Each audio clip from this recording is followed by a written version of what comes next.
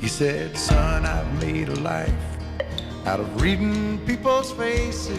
Think about everything we did, all those people we saved. The way they held their eyes. Look what it got us. If you don't mind my saying, What if I can see you're out of ace. What if just once For a taste of your whiskey, we did something just for us? you sunglasses.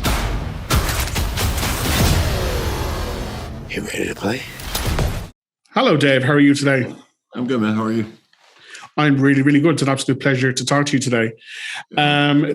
Two questions I'm asking everyone about this movie. First one, do you have a favorite zombie movie?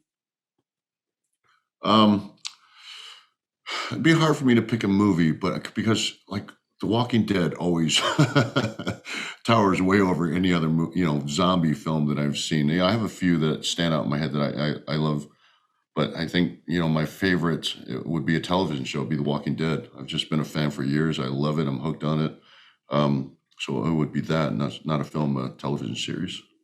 That's absolutely fair. And secondly, outside of the animals we see in Army of the Dead, what do you think could be the scariest zombified animal?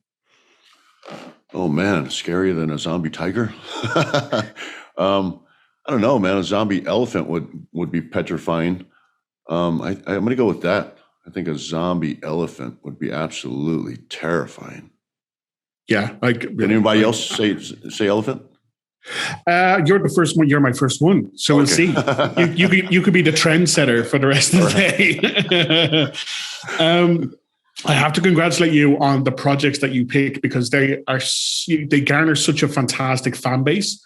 And they're also the kind of films that kind of lend themselves a lot to speculation. It's like we're talking, obviously Guardians of the Galaxy, Spectre. Have you gotten very good at keeping secrets when it comes to movies like this, where people like me are essentially asking questions and you have to tease it out as best you can?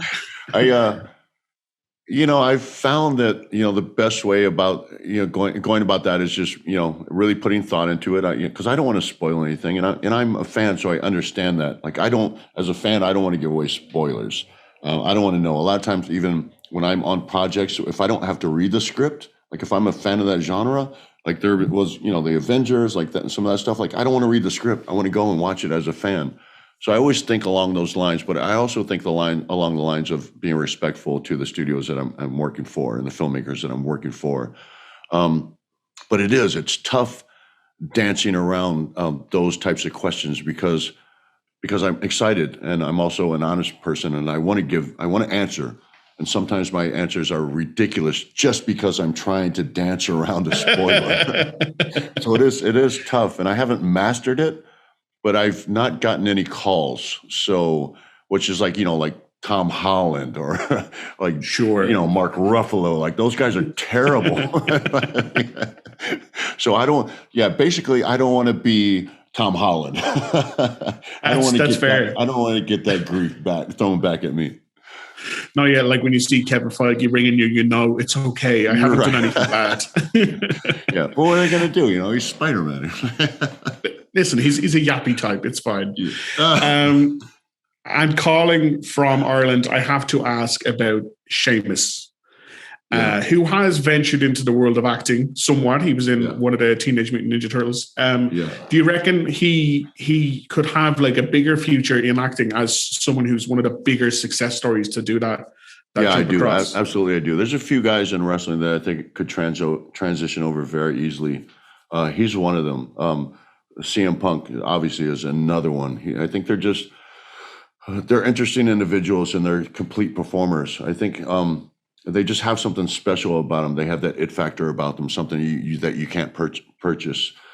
Sheamus is just an interesting individual. He's so charismatic, but I also think that I've had personal conversations with Sheamus.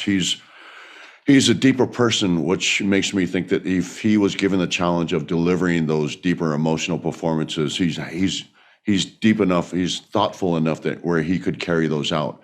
I think he would be, like myself, he would have to be mentored the right way. He would have to be, kind of directed the right way. But I know for a fact that he has the talent to do that. And he is, like I said, man, he's just got an it factor about him. He's a special guy. And he's a friend. Oh yeah, like I've interviewed him a few times. He's a lovely, lovely man.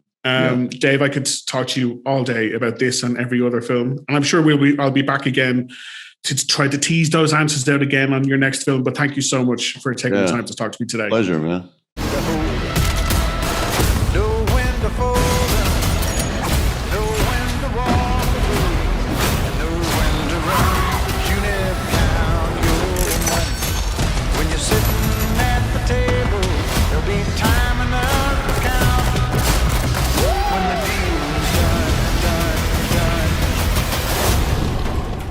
What is this?